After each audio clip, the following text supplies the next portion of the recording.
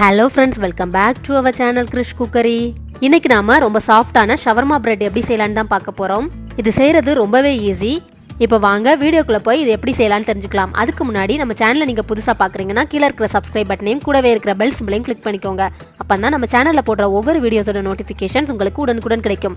இப்போ வாங்க வீடியோக்குள்ள போகலாம். இந்த ஷவர்மா பிரெட் செய்யறதுக்கு முதல்ல ஈஸ்ட் ஆக்டிவேட் பண்ணிடலாம். அதுக்கு ஒரு பவுல்ல அரை கப் போல வெதுவெதுப்பான தண்ணி ஊத்திக்கிறேன். இந்த தண்ணி ரொம்ப சூடாவும் இருக்கக்கூடாது, ரொம்ப கூலாவும் இருக்கக்கூடாது. நம்ம கை உள்ள விட்டு பார்க்கும்போது நம்ம கை பொறுக்கிற அளவு சூடு இருக்கணும். அப்பதான் ஈஸ்ட் ஆக்டிவேட் ஆகும். இதுல 1 டீஸ்பூன் சர்க்கரை, 1.5 டீஸ்பூன் ஈஸ்ட் சேர்த்துக்கிறேன். இப்போ இது எல்லாத்தையும் சேர்த்து நல்லா கலந்து விட்டுக்கலாம். நல்லா கலந்து விட்டதுக்கு அப்புறமா இதை மூடி வச்சு க்ளோஸ் பண்ணிட்டு ஒரு 10 நிமிஷத்துக்கு அதை அப்படியே ஓரமாக வச்சிடலாம். 10 நிமிஷத்துக்கு அப்புறமா பார்த்தோம்னா ஈஸ்ட் இந்த மாதிரி நல்லா பொங்கி ஆக்டிவேட் ஆகி இருக்கும். ஈஸ்ட் இந்த மாதிரி ஆக்டிவேட் ஆனதுக்கு அப்புறமா அதில் 2 கப் மைதா மாவு சேர்த்துக்கிறேன். உங்களுக்கு மைதா மாவில் இது செய்ய வேண்டாம் அப்படின்னா அதுக்கு பதிலாக 2 கப் கோதுமை மாவு சேர்த்துக்கோங்க. ஏற்கனவே நம்ம சேனலில் இந்த ஷவர்மா பிரெட் கோதுமை மாவில் எப்படி செய்யணும்னு வீடியோ அப்லோட் பண்ணியிருக்கிறேன். அதோட லிங்க் டிஸ்கிரிப்ஷனில் கொடுக்குறேன், தேவைப்படுறவங்க செக் பண்ணிக்கோங்க. இதுக்கு தேவையான உப்பு போட்டுக்கலாம். இப்போ இது எல்லாத்தையும் சேர்த்து நல்லா பிசைஞ்சுக்கலாம். இதில் கொஞ்சம் கொஞ்சமாக தண்ணி சேர்த்து சப்பாத்தி மாவு பதத்துக்கு ஒரு 10 நிமிஷத்துக்கு நல்லா சாஃப்டாக பிசைஞ்சு எடுத்துக்கணும். முதல்ல பிசையும் போது கையில் ரொம்ப ஒட்டுற மாதிரி இருக்கும். அதுக்கப்புறமா கொஞ்ச நேரத்துக்கு பசைய கையில் எதுவுமே ஒட்டாது. கொஞ்ச நேரம் பிசைஞ்சதுக்கு அப்புறமா இதில் 1 டேபிள் ஸ்பூன் எண்ணெய் சேர்த்துட்டு மறுபடியும் நல்லா பிசைஞ்சுக்கலாம்.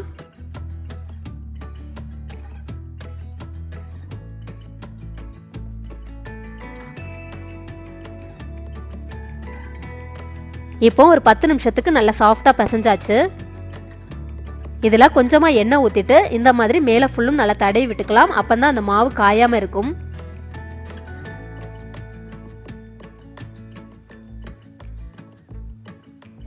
இப்போ இதை மூடி வச்சு க்ளோஸ் பண்ணிவிட்டு 1 to 1.5 மணி நேரம் ஒரு ஓரமாக அப்படியே தனியாக வச்சுக்கலாம்.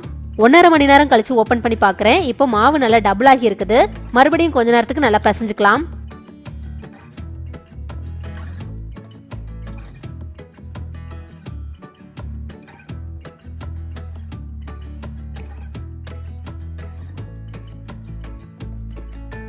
நல்லா பிசைஞ்சதுக்கு அப்புறமா இதை இந்த மாதிரி ஒரு எலுமிச்சைப்பழ சைஸ் அளவுக்கு உருட்டி வச்சிடலாம். எல்லா மாவையும் இந்த மாதிரி உருட்டி வச்சுக்கோங்க.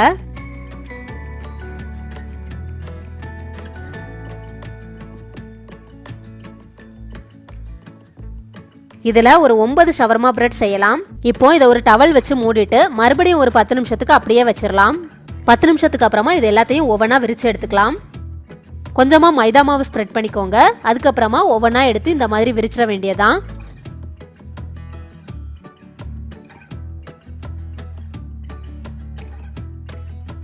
ரொம்ப மெல்லிசாவும் விரிச்சிடக்கூடாது, ரொம்ப திக்காவும் விரிக்கக்கூடாது. மீடியமான சைஸில் விரிச்சு எடுத்துக்கோங்க. எல்லா பக்கமும் ஒரே திக்னஸ் இருக்கிற மாதிரி விரிச்சுக்கோங்க. இந்த மாதிரி விரிச்சு எடுத்துக்கோங்க. இதே மாதிரி எல்லா மாவுலையும் விரிச்சு எடுத்துக்கோங்க. அடுத்தது ஸ்டவ்ல ஒரு பேன் வச்சுட்டு அது நல்லா ஹீட் ஆனதுக்கு அப்புறமா இதை போட்டுக்கலாம். போட்ட கொஞ்ச நேரத்திலேயே மேலே இந்த மாதிரி பபிள்ஸ் மாதிரி வரும். இப்போ இதை உடனேயே அடுத்த பக்கம் திருப்பி போட்டுடலாம். இந்த மாதிரி கரண்டி வச்சு அதோட ஓரங்களை பிரஸ் பண்ணி விடும்போது பூரிக்கு உப்பி வர்றது மாதிரி இப்படி உப்பி வரும்.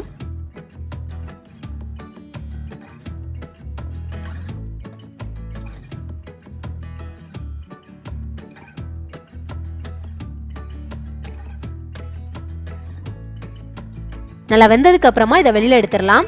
இதே மாதிரி எல்லா பிரெட்டையும் ரெடி பண்ணி எடுத்துக்கோங்க. இப்போ பார்த்தீங்கன்னா இது ரொம்ப சாஃப்டாக கடையில் வாங்குற மாதிரியே இருக்குது.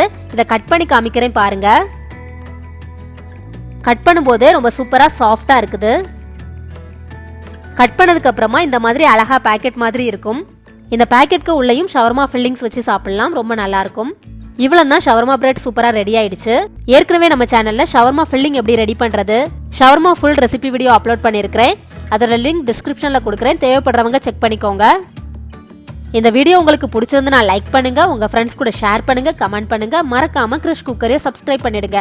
வேறொரு சூப்பரான ரெசிபியோட உங்களை மீட் பண்ணுறேன். அது வரைக்கும் பாய்.